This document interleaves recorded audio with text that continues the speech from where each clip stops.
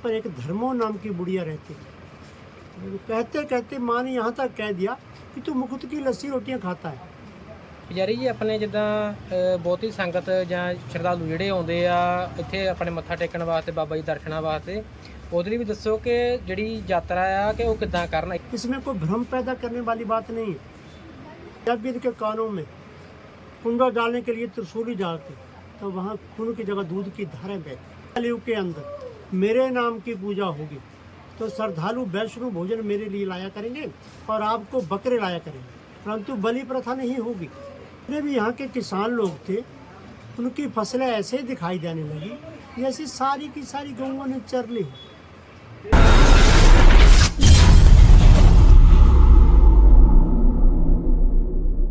ਜੈ ਬਾਬਾ ਜੀ ਸਾਰਿਆਂ ਨੂੰ। ਤੇ ਗੱਲਬਾਤ ਇਦਾਂ ਹੈ ਕਿ ਜੀ ਅੱਜ ਆਪਾਂ ਪਹੁੰਚੇ ਸੀਗੇ ਸ਼ਾਹਤਲਾਈ ਤੇ ਮੇਨ ਜਿੱਥੇ ਤਪ ਕੀਤਾ ਬਾਬਾ ਜੀ ਨੇ ਨਾ ਸਥਾਨ ਤੇ ਸ਼ਾਹਤਲਾਈ ਆਪਾਂ ਪਹੁੰਚੇ ਆ।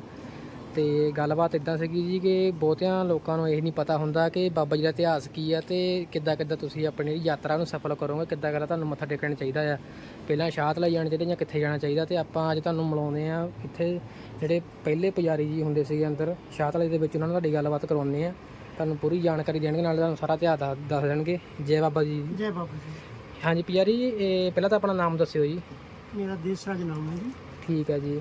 ਤੇ ਥੋੜਾ ਜਿਹਾ ਨਾ ਸਾਨੂੰ ਪਹਿਲਾਂ ਇਤਿਹਾਸ ਦੱਸਿਓ ਬਾਬਾ ਜੀ ਦਾ, ਕਿ ਜਿੱਦਾਂ ਆਪਾਂ ਸ਼ਾਹਤਲਾਈ ਖੜੇ ਆ ਇਹਦਾ ਇਤਿਹਾਸ ਦੱਸਿਓ, ਤੇ ਬਾਕੀ ਸਾਰਾ ਕਿੱਦਾਂ ਕਿੱਦਾਂ ਸਾਨੂੰ ਯਾਤਰਾ ਕਰਨੀ ਚਾਹੀਦੀ ਆ ਜਿਹੜੀ ਸਫਲ ਹੋਵੇ ਉਸ ਹਿਸਾਬ ਨਾਲ ਤੁਸੀਂ ਸਾਰਾ ਸਾਨੂੰ ਦੱਸਿਓ ਇਤਿਹਾਸ ਕੀ ਇਤਿਹਾਸ ਸੀਗਾ ਆਪਣੇ ਇੱਥੇ ਸ਼ਾਹਤਲਾਈ ਦਾ ਬਾਬਾ ਜੀ ਦਾ।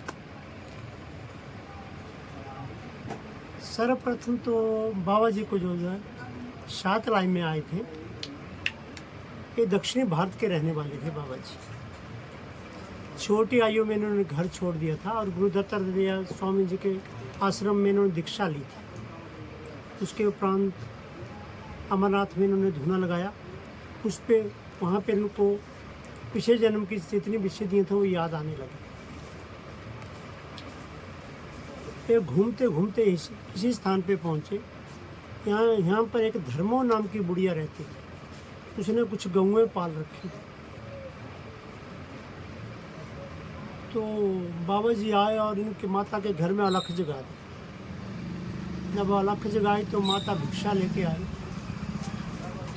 तो उन्होंने कहा ये माता मुझे भिक्षा की ज़रूरत नहीं है, मुझे अपने पास नौकर रखना। तो माता जी ने कहा कि मुझे नौकर की ज़रूरत ही नहीं है। तो बाबा जी ने कहा नहीं, काम बना। उन्होंने कहा माता जी चाकरी पे रख लो। चाकरी अर्थात मुझे रोटी पे ही रख लो, मैं आपकी रोटी खाया करूँगा और आपका जो काम होगा उसको करा करूँगा। तो माता ने कुछ गौएं पाल रखी थी। तो माता ने सोचा कि छोटा सा बालक है, मेरी गौएं चराया करेगा और बदले में मैं लस्सी रोटी इनको खाने को दे दिया करूँगी। तो बाबा जी ने कहा बात बन गई। 12 साल तक बाबा जी माँ की गौओं को चराते और गुरुने के नीचे जाकर जो तपस्या करते, शाहतलाई में बट वृक्ष के नीचे तपस्या करते। तो जब 12 साल का समय पूरा हो गया, वो यूं ही बीत गया। ना माँ ने पूछा ना बेटे ने पूछा। जब 12 साल का समय पूरा हो गया तो बाबा जी ने कहा कि अब मेरा जाने का समय हो गया, अब कोई ना कोई बहाना तो चाहिए। तो जितने भी यहाँ के किसान लोग थे उनकी फसलें ऐसे ही दिखाई देने लगी जैसे सारी की सारी गौओं ने चर ली। तो सभी किसान इकट्ठे हुए और माता के घर में आ गए कि जो आपका ग्वाला है वो पूरा दिन भक्ति करता रहता है और हमारी सारी फसलों को उन्होंने बर्बाद करवा दिया। तो माता ने भी सोचा ना समझा, जैसे माँ बेटे का प्यार होता वैसे प्यार था। आके जो है बाबा जी को झिड़के लगाने शुरू कर दिए। तो झिड़के लगाई तो बाबा जी बहुत परेशान हुए कि मेरा काम बन गया। कहा कि माँ, कहते कहते माँ ने यहाँ तक कह दिया कि तू मुकुट की लस्सी रोटियाँ खाता है। जब ये शब्द बोला तो बाबा जी बहुत प्रसन्न हुए। तो उन्होंने कहा कि माता जी मैंने आपका कुछ नहीं खाया। यहाँ बट वृक्ष था, उसके ओखले में जो था उंगली का इशारा किया और वहाँ पर रोटियाँ प्रकट कर। साथ में ही दूसरा मंदिर है पवित्र, वहाँ एक छपड़ी हुआ करती थी। उस छपड़ी में चिमटा गाड़ कर वहाँ पर लस्सी प्रकट कर। छपड़ी को ही हिंदी में तलाई बोलते हैं। तो सारी लस्सी से भर गई। और माता को कहा कि इन सभी किसानों को बोलो कि अपने खेतों को देखो जाके। जब वो खेत देखे तो वो वैसे के वैसे हरे भरे। तो किसानों ने माता को बताया कि हमारे खेत तो वैसे वैसे हैं। तो माता हाथ जोड़ के खड़ी हो गई कि बाबा जी मुझे क्षमा करना, ये तो बहुत ही गलत हो गया। तो बाबा जी ने कहा माता जी कुछ गलत नहीं हुआ, मेरा और आपका संबंध इतना ही था, सो पूरा हो गया, अब मैं चला जाऊंगा। तब माता जी बहुत विलाप करने लगी और कहने लगी कि बेटे मुझे छोड़कर मत जाओ, मैं मर जाऊंगा। तब जो था वो इन्होंने जो था वो कहा माता जी ऐसा करिए आप, मैं गुरना झाड़ी में जाकर डेरा लगाऊंगा, आप यहाँ से गऊँ को भेज दिया करो और चर कर वो वापस आ जाएंगे, परंतु मैं आपके घर में नहीं अब रहूँगा। तो माता इस बात को भी मान गई कि चलो ठीक है, यही किलोमीटर की बात है, यहीं रह करेगा तो भी कोई बात नहीं। एक दिन गोरखनाथ जी बोले शंकर के दर्शन करने के उपरांत दक्षिणी भारत की ओर जा रहे थे। तो उन्होंने देखा कि छोटी आयु का बालक वहाँ पर जो है तपस्या कर रहा है, तो वो भी यहाँ पर उतर गए और अलख जगादी जैसा साधु समाज में होता है। तो जब उन्होंने कहा कि मेरी सारी मंडली भूखी है, इसको भोजन की व्यवस्था करो, तो बाबा जी ने कहा कि मैं भोजन की व्यवस्था तो नहीं कर सकता, परंतु मैंने गऊ में पानी में आपको दूध पिला सकता हूँ। तो गोरखनाथ जी बहुत पहुँचे हुए महात्मा थे, उन्होंने कहा कि मुझे अवसर गाय का दूध चाहिए, अर्थात बिना दही गऊ का दूध चाहिए। तो बाबा जी ने कहा ये शर्त मुझे मंजूर है।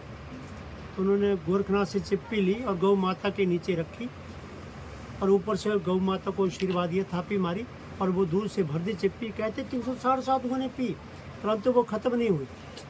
फिर गोरखनाथ के अंदर एक लालच पैदा हो गया जो हर एक गुरु के अंदर होता है कि जाओ इस बालों को शिष्य बनाकर साथ ही ले चलो। तभी अपने शिष्यों को आदेश दिया कि इनको पकड़ो और इनको कानों में कुंडा डालो और साथ ले चलो। तो कहते जब भी इनके कानों में कुंडा डालने के लिए त्रिशूली डालते तो वहाँ खून की जगह दूध की धारें बहती, तब इनका नाम दूधाधारी पड़ा। फिर भी गोरखनाथ जी नहीं माने, कहा शिष्यों को पकड़ो और साथ ही ले चलो। तब इनका वाहन बाबा जी ने आदेश दिया और इनका वाहन प्रगट हुआ, मोर प्रगट हुआ। उस पर सवारी होकर धौलगिरी पर्वत पे चले गए। वहाँ के एक राक्षस की गुफा थी, तो वहाँ पर राक्षस चरने गया था, वहाँ पर इनका वाद विवाद हुआ। राक्षस बाबा जी से हार गया और उस गुफा को छोड़ने लगा। तब इन्होंने कहा कि इस गुफा को मत छोड़िए, ये गुफा आपकी है, आप इस घर के मालिक हैं, पहरा आपका बाहर होगा और अंदर में भक्ति किया करूँगा। तो जब भी कलयुग के अंदर मेरे नाम की पूजा होगी तो श्रद्धालु वैष्णव भोजन मेरे लिए लाया करेंगे और आपको बकरे लाया करेंगे, परंतु बलि प्रथा नहीं होगी। आपको बकरे की मह के साथ ही गुजारा करना होगा। तो आज भी जितने श्रद्धालु लोग आते हैं, जिनके बच्चों की शादियाँ होती हैं, वो बकरे लेके आते हैं, जिनके पुत्र प्राप्ति होती है वो भी झंडा और बकरा लेके आते हैं। तो ये परंपरा उसी में से चली हुई। आज तो बहुत ही वो सौभाग्य दिन है कि अब तो लाखों यात्री आ रहे हैं, पहले कम यात्री आते हैं, सुविधाएं भी बढ़ गई, लोगों के पास गाड़ियां हो गई भगवान की कृपा से, बाबा जी की कृपा से। और ये मात्र मिट्टी पवित्र है, यहाँ का कण कण पवित्र है, लोग इसको आकर माथे से लगाते हैं इस मिट्टी को। इस जो ये पावन धरती की मिट्टी है, यहाँ शाहतलाई में भी ट्रस्ट का गठन हुआ है 1993 में और 87 में देवसद में गठन हुआ। ये मंदिर ट्रस्ट के अधीन है। और हमारी जो देवसद में गद्दी है वो महंतों द्वारा संचालित है। तो आज भी हमारी गद्दी पे विराजमान महंत राजेंद्र गिरी जी हैं, उनका भी आशीर्वाद लोग जाकर लेते हैं। गुफा दर्शन के बाद महंतों का आशीर्वाद लेना भी ਜ਼ਰੂਰੀ ਹੈ। ਤੇ ਪੁਜਾਰੀ ਜੀ ਆਪਣੇ ਜਿੱਦਾਂ ਬਹੁਤੀ ਸੰਗਤ ਜਾਂ ਸ਼ਰਧਾਲੂ ਜਿਹੜੇ ਆਉਂਦੇ ਆ ਇੱਥੇ ਆਪਣੇ ਮੱਥਾ ਟੇਕਣ ਵਾਸਤੇ, ਬਾਬਾ ਜੀ ਦਰਸ਼ਨਾਂ ਵਾਸਤੇ, ਉਹਦੇ ਲਈ ਵੀ ਦੱਸੋ ਕਿ ਜਿਹੜੀ ਯਾਤਰਾ ਆ ਕਿ ਉਹ ਕਿੱਦਾਂ ਕਰਨ, ਇੱਥੇ ਆ ਕੇ ਪਹਿਲਾਂ ਮੱਥਾ ਕਿੱਥੇ ਟੇਕਣ, ਉਸ ਤੋਂ ਬਾਅਦ ਕਿੱਦਾਂ ਕਿੱਥੇ ਕਿੱਥੇ ਜਾਣਾ ऐसा ਚਾਹੀਦਾ। ही जो पंजाब से लोग आते थे, पहले पैदल आते थे लोग, तो वो शाहतलाई होकर ही गुफा को जाते थे।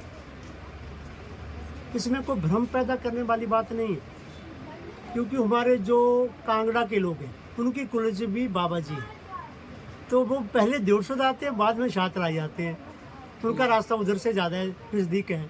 जो शिमला से आते हैं वो भी कई बार देवसुद में आ जाते हैं, तो इसमें भ्रम की बात नहीं है, परंतु दर्शन दोनों जगहों के करने होते हैं। क्योंकि अगर शाहतलाई में दर्शन नहीं किए, गुरुझाड़ी में दर्शन किए, तो यात्रा संपूर्ण नहीं है, वो आधी यात्रा मानी जाएगी।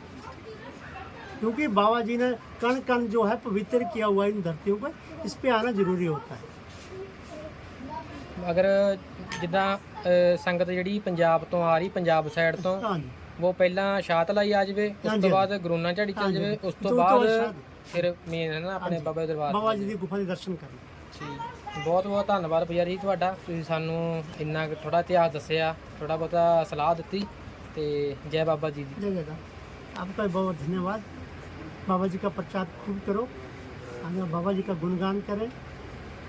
जय बाबा जी।